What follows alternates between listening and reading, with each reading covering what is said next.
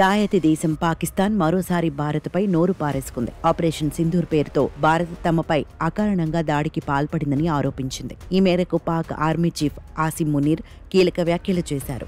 భారత్ అకారణంగా 2 సార్లు పాకిస్తాన్పై దాడికి పాల్పడిందని మునీర్ నోరు పారేసుకున్నారు. న్యూఢిల్లీకి వ్యూహాత్మక ముందుచూపు కొరబడిందని, అందుకే ప్రాంతీయ ఉద్రిక్తతలను రెచ్చగొడుతోందని ఆరోపించారు. మరోసారి తమపై దాడికి పాల్పడితే నిర్ణయాత్మకంగా ప్రతిస్పందిస్తామని హెచ్చరించారు. కరాచీలోని నావల్ అకాడమీలో జరిగిన కార్యక్రమంలో మునీర్ ఈ వ్యాఖ్యలు చేశారు. ప్రాంతీయ స్థిరత్వాన్ని పాకిస్తాన్ కాపాడుతోందని పేర్కొన్నారు. భారత్ దుందుడుకుతనానికి పాక్ బలంగా స్పందించిందన్నారు. తమ దేశం ప్రాంతీయ శాంతిని దృష్టిలో పెట్టుకుని పరిపక్వంగా స్పందించిందన్న మునీర్, పాకిస్తాన్ ఉగ్రవాదాన్ని పూర్తిగా అణిచివేసే స్థితిలో ఉంటే భారత్ ఉద్రిక్తతలు సృష్టిస్తోందని వింత వ్యాఖ్యలు చేశారు. కాగా అంతకు ముందు కూడా మునీర్ ఇటువంటి వ్యాఖ్యలు చేశారు. శుక్రవారం ఆర్మీ ఆఫీసర్స్ కామన్ ట్రైనింగ్ ప్రోగ్రాంలో మాట్లాడుతూ భారత్ ఉగ్రవాదాన్ని పోషిస్తోందని విచిత్ర వ్యాఖ్యలు చేశారు. న్యూఢిల్లీ నెట్వర్క్కు ఆఫ్ఘనిస్తాన్ వేదికగా మారిందని, అక్కడి వారితో పాకిస్తాన్లో దాడులకు పాల్పడుతోందని నోరు పారేసుకున్నారు.